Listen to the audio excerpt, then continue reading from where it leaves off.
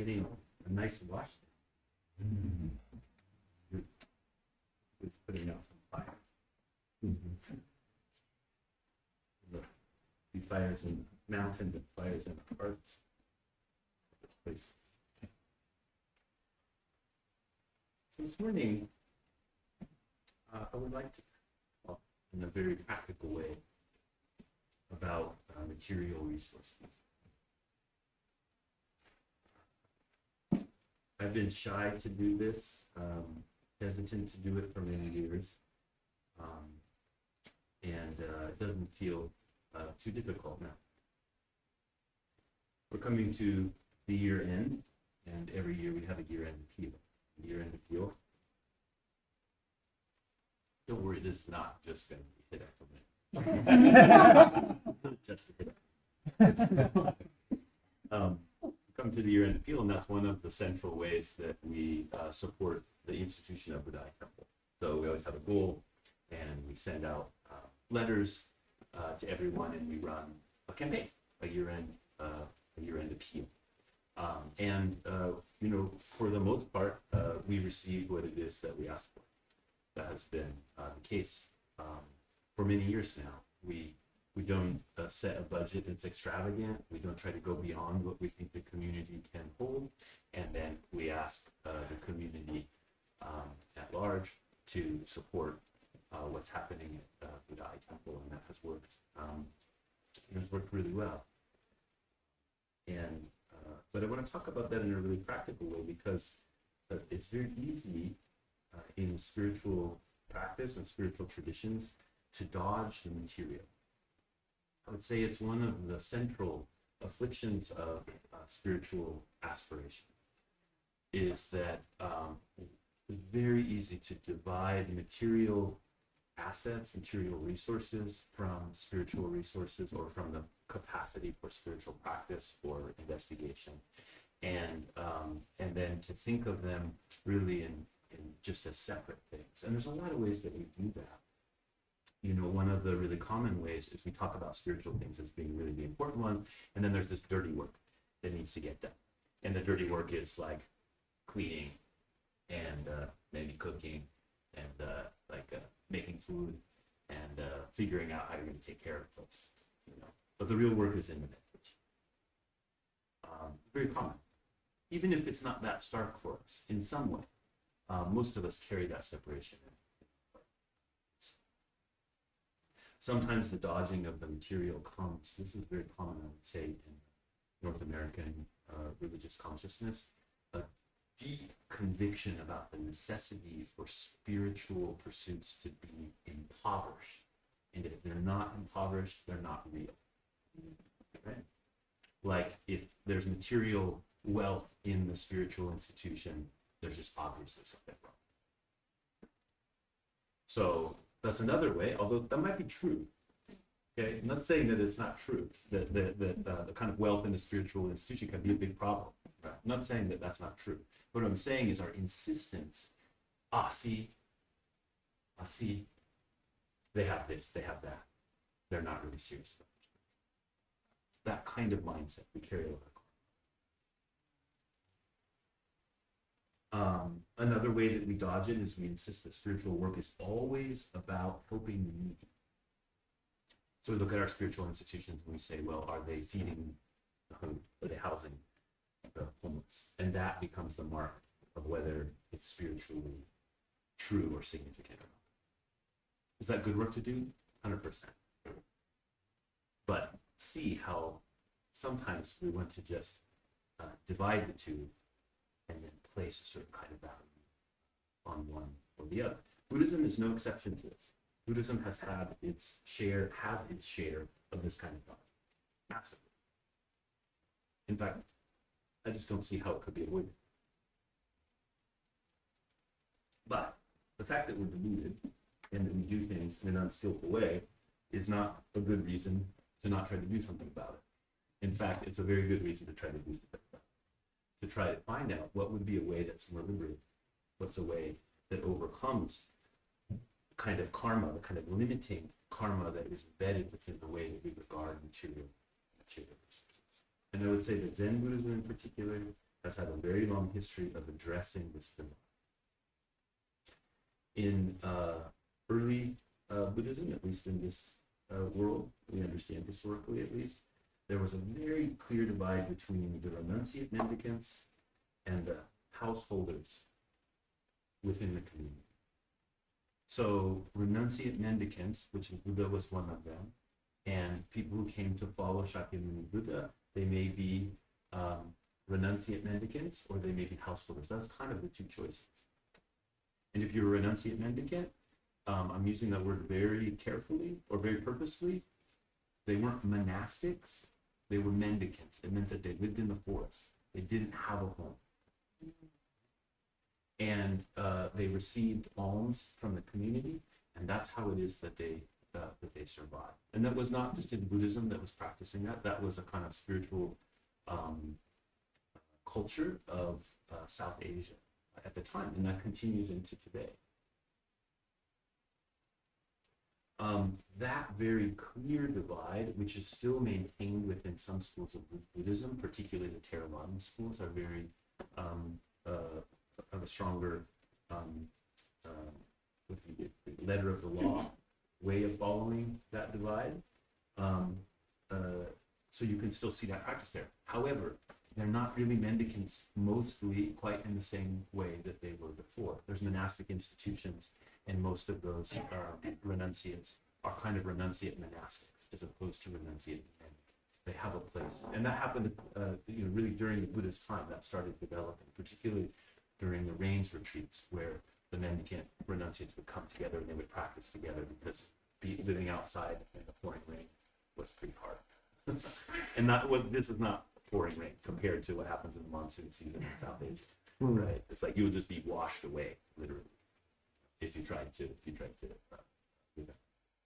So they would come together, and wealthy patrons of the Buddha started to build buildings where they could stay during their retreat, and that was the beginning of Buddhist monasticism. Now, there was no work done by these renunciate mendicants. It was in fact forbidden in the code of mendicants' life, which is known as the Vinaya. There was very clear instruction about what could and couldn't be done, and really no work. That work was to be saved for householders to do. It wasn't devalued. It was a division of labor. And the way that a householder could participate in the salvation of Buddhism was to support the mendicants, to gain good karma through making donation, making offerings to support the mendicants in their spiritual work. So there's a kind of hierarchy in the value of the things, but that was the kind of function that happened. Now, when Buddhism entered into other countries, that changed a lot. And it changed because their cultures are different, it changed because their environments are different, it changes because as time passes, things change and people do different things. And then Buddhism appeared right as Buddhism was entering into China, and the indigenous spiritual mind of the Chinese, which we would associate with Taoism and Confucianism primarily, this and Buddhism came together, and we got a certain expression of Mahayana Buddhism, which was very monastic. And those monastic institutions, the buildings of the monasteries, but then the institution of what does it mean to live in a monastic environment, that became very strong, and that was the main vehicle for caring for Buddhism. There were other things. It wasn't that everybody who was a Buddhist or who had realization or was an important person in the tradition were all monastic, but largely that's where the weight was. And the monastic institutions then supported the study and practice and teaching of Buddhism. And many of them were supported by the very deep pockets of the royalty. So that was kind of the way that monastic institutions survived, is that they would be supported by the royalty. This came to Japan, and in Japan, that same kind of process unfolded. But another interesting thing happened, particularly in the Zen school, in that transformation. The monks started to work. They farmed, they grew food, they cleaned, they took care of things. And particularly in the Soto school of Zen that was transmitted by Dogen Zenji, the founder of our school in Japan, there were some of those groups that had a very strong emphasis on work. That cleaning, for example, like if you go to Japan now and if you visit there you're your head shaved and you're wearing robes, Joichi, he goes there, people will just be like, oh, you clean. That's your job, right? Clean. That's like association. In fact, if you were going to sell, like, here we have, what's that guy, Mr. Clean, the ball? Japan, they would just put a kesa on Mr. Clean. Maybe not something hearing. Maybe it's like an old Chinese name. So there's this real emphasis in Dogen Zenji's way of teaching to say that all things are part of practice. Caring for material things is not secondary. It is primary. And that happened within the monastic institution, but then it also deeply affected the larger culture. So in Japanese Buddhism, not only in the Soto school, but across the board, particularly strong Soto school, there is this emphasis on the care of material things. That material things are not apart from the Dharma. They're not just a like stepping stone to the Dharma. That they are the Dharma. The way that we are materially is a question of Dharma practice. It is a question of liberation. It is a question of what the Buddha will. And at the center of that is this empty bowl, which is what the mendicants lived through. They had a bowl and a rope, basically, a filter for water, and a rope to mend their robes. That empty bowl was the conduit. It was the way that the Buddha lived. It was just to have an empty bowl and to walk with that empty bowl and to receive nourishment through that. So although the institution has changed, the way that the institution of Buddhism works now compared to those early times is very different. At the center is this empty bowl. It's really, there's great freedom in this empty bowl. It's different than poverty. It's actually the empty bowl is the vessel of abundance. It is the heart that sees abundance that can carry an empty bowl. I believe it was Ali Muhammad's nephew who said, I'll paraphrase it. He said that the fear for provisions is the seed of this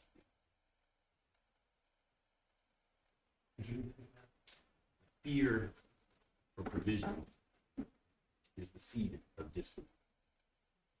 He was pretty hardcore. And very, in Islam, monasticism is really the proper. There would be no mukri. But anyway, that's a separate topic. But you see how it's a heart that sees the abundance of the world. It sees the mutuality of the world that can offer an empty bowl. So it's not just, usually we think about the Buddha on their alms round, we think people are making offerings to those renunciates. But the renunciates are making an equal offering to everyone's doorway that they show up at with an empty bowl. They are making an offering of fearlessness, an offering of being able to see the abundance of the world and to rely on it very directly. And aside from being a renunciate or not being a renunciate, essentially all of us are an empty. Actually, you can't avoid it. It's how it is. We can't hold on to anything. We can't store it up. I mean material things, but I mean other things as well. Actually, the most important things maybe is easier to realize you can't store. Like respect, or care, kindness. The empty bowl is liberating because the empty bowl is how it is. It's how our consciousness is. It's how our body, it's how our spiritual body is constantly receiving and using what it receives and offering what it receives back to the world. And so this empty bowl is not about material resources being a burden. It is only the grasping after material resources that starts to create the burden. Material resources in and of themselves are an expression of the freedom. And so, we place the empty bowl at the center of the life of the temple community. It's not quite the same as having a group of renunciates who we're just offering to, but in our community, we take that bowl and we put it right at the center. And we say, how do we function through that? And each one of us has to both offer the empty bowl and also offer to the empty. So much passes through this bowl that is not material. There's the kindness of community. There's the labor that it takes to keep up. There's the intention that people have for caring for something.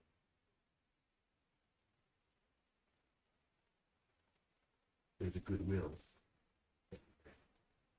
There's our own deep yearning, our own inquiry that we offer. There's Dharma teaching. There's Dharma sharing. So the list goes on.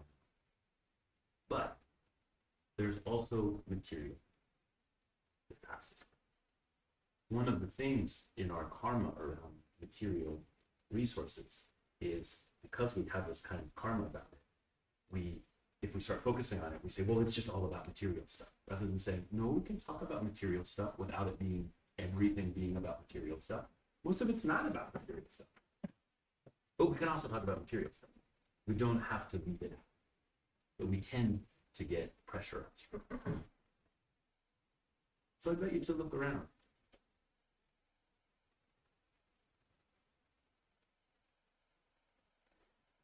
One of the great joys of being in my position is you can point out just about anything in this room. And most of it in the store. Someone brought it. The cushion you're sitting on, there's a good chance that it was sewn by a community member's hand. Interesting. Or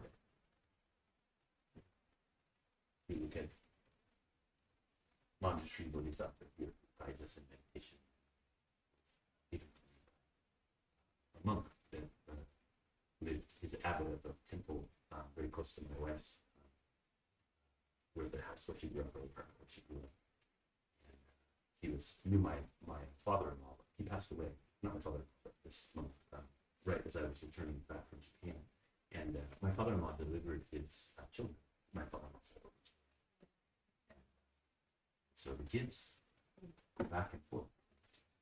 And he entered into the life of a priest, not from a priest's family, which is a little bit rare in Japan. And so he took a little shine to me, because it's like, oh, it's hard. You don't go to the priest family, it's kind of hard. So he would invite me over and he bought me a robe. And he's like, you go back to the U.S. now, let's send this monastery. So his son, he passed away, and then his son came for the opening of the Buddha Temple in 2004. And he brought it. So, just an example. So you could go around things at the temple, and they all have a life that is within generosity. I'm looking around and thinking of the people who were here when we put this floor, and we nailed it in.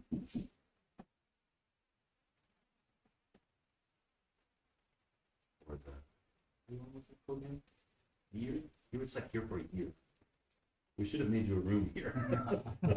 You're building this hall. Yeah, well, Indian. Yeah. Next time. Next time. So just realize that, that you're in a place of great material generosity, and you participate in it. Just being here today, the materiality of your being is participating. When you have some cookies out, you're participating.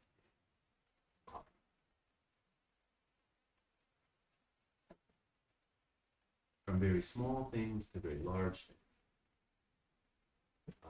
The material life of the temple has been pretty good. Really, I mean, I was thinking about this the other day. I was like, okay, 20 years since we came here, and what would we buy the place for, and how much it is? I mean, we're into millions of dollars in terms of how much money has flown through in that 20-year period.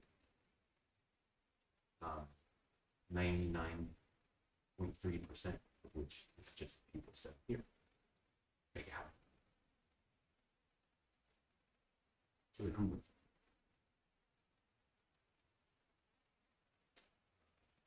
The support for me as the abbot, I see the salary a little bit different than everyone else here. Support of the community, the residents who live here, the trainees, the Sangha, how we partake in the community. I'm going to mention, I think a lot of people, it's hard to see how much the residents and trainees do. Humongous. You show up and you take care of it. People do, you take care of it. And that's part of the value of the community. When you come and start taking care of things, there's a lot of things that have been taken care of when you get here. And they really, please express your gratitude. This place works with the generosity. Many people generous. It's particularly special. So that's all great. I think it's great. But temples are not isolated institutions. We're in a mutual relationship with society. It's really important to realize that the temple functioning on generosity isn't just about the temple being a kind of special place that's pure and other places are impure. Like you go to Fred Meyer and you're like, yeah, they don't just give you the cookies. I gotta pay for the cookies. Fred Meyer's impure. I just get those pure double stuffed gluten-free Oreos. They're coming. This is very important. It's very important that we work with this. Because we do a lot of effort to do things in a very particular way, which is not so normal, right? Fee for service is normal. By the way, fee for service is also a kind of generosity, right? If you go someplace and there's a charge for the retreat or there's something like that, that also is a way of generosity. We have taken up a certain path here where we said, no, we're not going to do any of that. We're not going to charge for it. And that's a particular path. It's a path I really believe in, happy about. But it's important to not have that become a kind of holier than thou stance. And then we look at other places. We're going to the pizza shop and we're like, why don't you just see the pizza free? No, the person who poured their life into the pizza shop, they need you to remunerate them for that, so their pizza shop can work. That also is an expression of this interdependence. Right? Temples take up a special way of doing that. This temple has taken up a special way of doing that because everything is mutual. We're special. The temple is special not because it becomes an isolated kind of place that is pure of these difficult things, but because the temple is here to help us change the way we see the world. It's here to help, its function is to liberate how we regard life. That's very different than the function of the pizza shop. Right? So the function of a temple is to change the way that we are. Or we could say to liberate, maybe change isn't really the right word, to liberate what is true and direct in our life, our living. And in that way, that empty bowl becomes a hugely transformative vessel to help us see the world in a different way.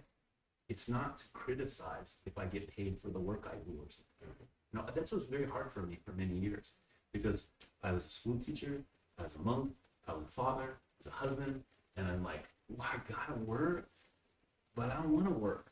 Like, I don't want to work for money. I just want to do what I believe in. So that's like so privileged, right? Like so, like, you know, like in retrospect, I can see how like tight, you know, how tight it was. I struggled with it for so long. I remember going to Akibado, she was the head of our school in North America, and you know, saying, I don't want to be a school teacher anymore. I just want to be a monk full time or whatever. And he said, that's not a problem. Just teach school. And then pretty soon people say, oh yeah, that's the monk that teaches school. It's no problem, you know. And I was so thankful for that.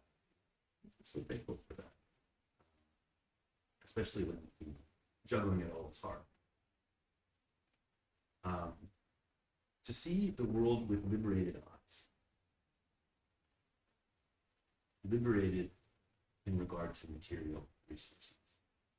This is the transformation that this kind of people at the center of the community offers or makes possible. And the practice of that seeing is in the participation. It's not an abstract thing. Oh, there's some people at the center of the community. See how it all functions. I'm over here. You know, my little stuff. The liberation is first in seeing it, seeing the beauty of it, but then it's participating. And that's why if you go to a long-term Buddhist country, which are all Asian, if you go to those countries, there's a deep emphasis on offerings. And one is because the institutions needed to survive, and they gave dharma talks like this, and they drummed it up, and people brought bananas, and it's great, right? And you can make it function. So that's part of it. It's very practical. But the other reason that it's so emphasized is because it is liberating.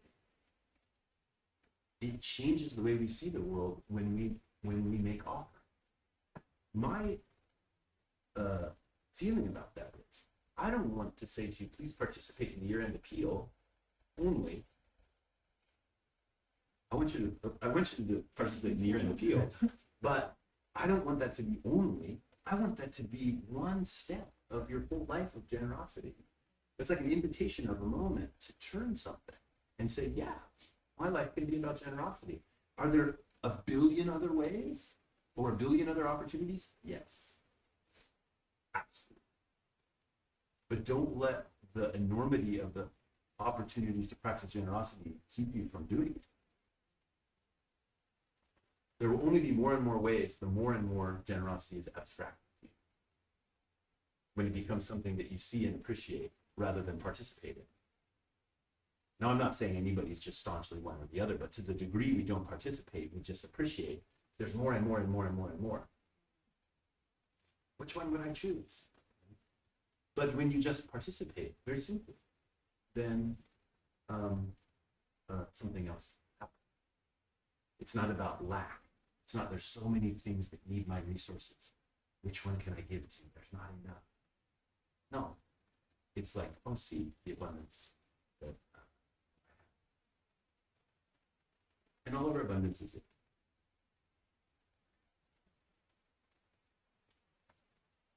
You know, this question, one of the questions that comes up around about donating, particularly if it's like, you know, if someone asks me to do wedding ceremony, or we have a funeral here at the temple or something like that, almost always the question will come, so how much?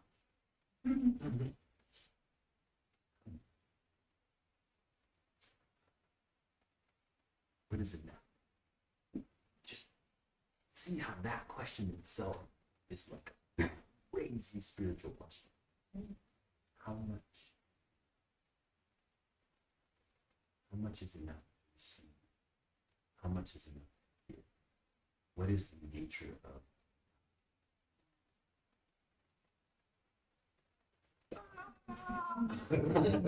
That will set you on fire if you pay attention to that question. It's not going to work to just say, well, whatever I get, that's it. Say you're in a relationship with someone. You're like, oh, whatever kindness they show me, however much they understand me, however much we have, they're willing to keep helping boundaries or whatever they decide is just fine. It shouldn't be. It shouldn't be. Whatever it is there is fine. It shouldn't be. Actually, there's a living relationship, and enough is a living question, which you can't just settle on an answer. So when people would ask my teacher this, then they would say, well, how much donation should be? He would say, well, you should think about what's the right amount and give more. It always is. You think it's about like this, just kind of get your sense about what you think it should be, and then give more. Which was pretty convenient, if you're the one running the temple. But there was more to it than that. I want to say he was fond of having people make large donations. I know that. But that's not the point exactly. It's like you say, when you're kind of holding on to what you think is the amount, oftentimes you're just holding a little tight. And when you step a little bit beyond that, then you participate. Here's the thing, aside from year-end appeal or fundraising for Buddha Eye or something like this, have you ever done this? You have made a lunch and there's somebody who doesn't have the lunch. Give them half your lunch. Don't buy them lunch. Don't get more food, but literally take your food and divide it in half and give it to someone. If you've never done that or you haven't done that for a while, I highly recommend it. Because it's not, you see, we have so much abundance here that we mostly think about dealing with lack as being marshaling more resources rather than saying, oh, I could do with a little less. That's not so American. I could do with a little less. But actually, we're, not to get too political here or anything, we're coming onto a time when that is going to be very necessary. I would recommend practicing. So, this empty bowl is a challenge in some ways, because it does pull on us to say, to take up that difficult question, what is enough? What is my participation? Now I can say unreservedly that what would be conventionally called a small donation and what would conventionally be called a large donation are incomparable. There is no way to identify what is the liberating quality of a donation, an offering, by its size. Not at the same time, we have to ask the question, is enough? The temple has to ask that question about budgeting, about trying to make. I have that in an offering and in the receiving.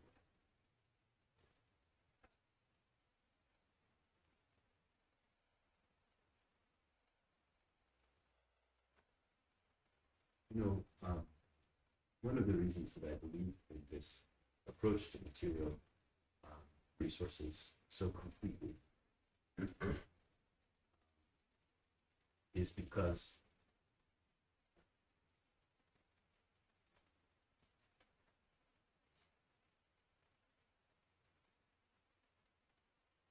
the empty bowl of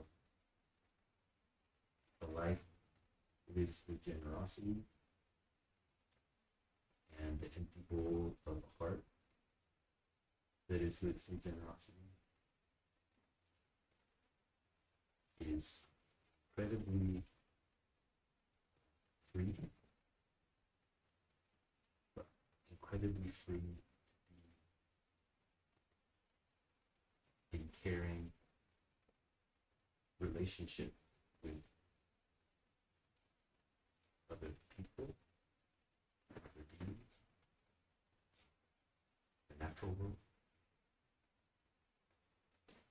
It is an avenue for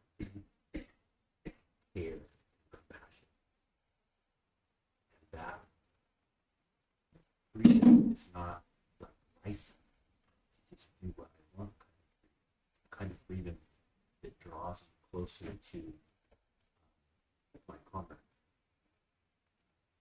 They've been two-legged or four-legged with roots or just round and heavy, living in the garden, celestial light and stuff.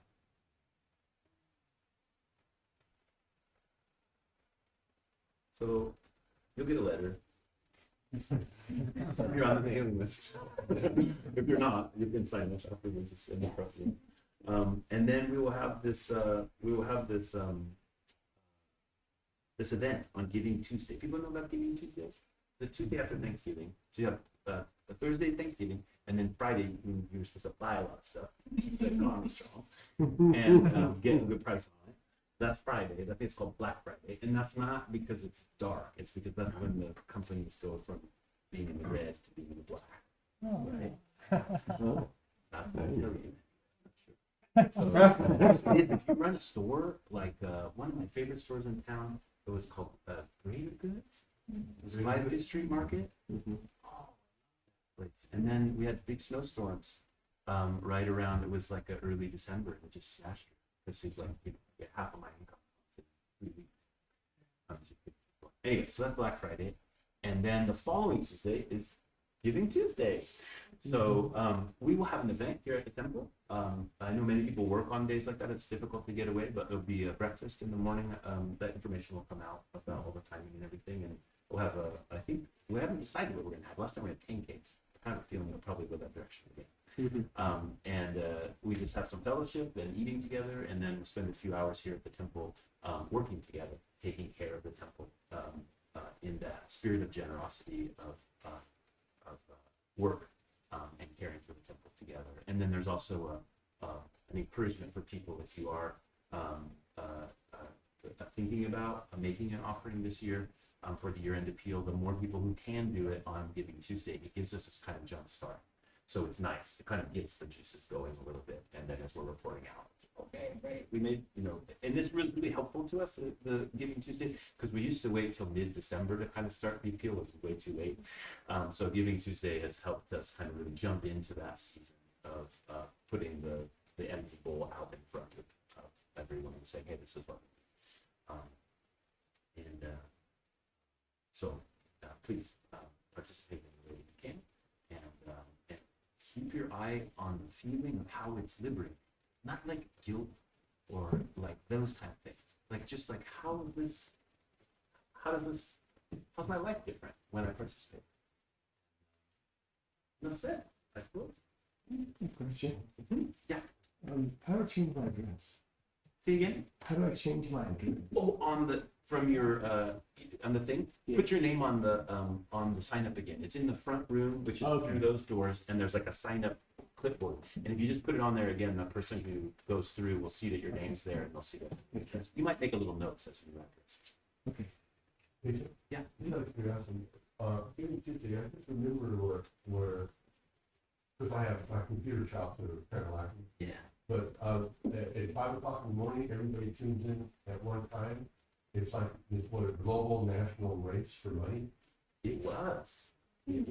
So there was a number of years where there were some wealthy patrons who were giving matching money for Giving Tuesday donations, and they were matching dollar for dollar for the first $5 million. I think 1 year it was, and $10 million, something like that.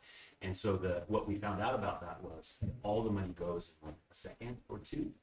And so what we did is we organized to have the people who wanted to organize to make their donations right at 5 o'clock. And in the early years of that, I think 1 year we got $20,000. And you have the button right at 5 o'clock. Yeah, but too early, and you won't get it because it's too early. And then if you wait 1 second, you won't get it because it's 1 second. And then if you get it, and then your credit card, I thought it was hilarious. Because then you get it all set up there, and you put all this work, and you hit it, and then it's like credit card isn't accepted, or you got a little thing wrong, or you forgot to check this box, and then it's like, oh, $5,000.